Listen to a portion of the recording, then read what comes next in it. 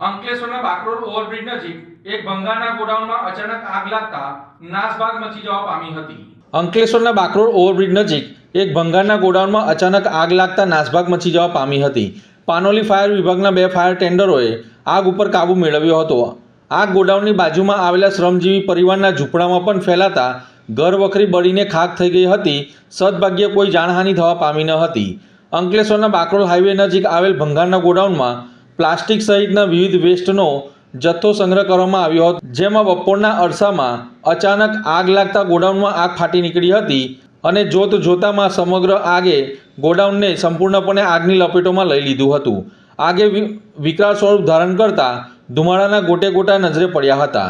આગની જાણ થતાં પાનોલી ફાયર વિભાગના 2 ફાયર બ્રિગેડ ફાઇટરો ઘટના સ્થળે દોડી આવ્યા હતા અને પાણીનો મારો ચલાવીને આગ ઉપર કાબૂ મેળવવાના પ્રયાસો હાથ ધર્યા હતા. આ ગોડાઉનની બાજુમાં આવેલ એક શ્રમજીવી પરિવારના ઝૂંપડામાં પણ આગ ફેલાતા સમગ્ર ઘર વખરી બળીને ખાખ થઈ જતા નુકસાન થવા પામ્યું હતું. આ આગની ઘટનામાં કોઈ જાનહાનિના સમાચાર સામે આવ્યા નથી.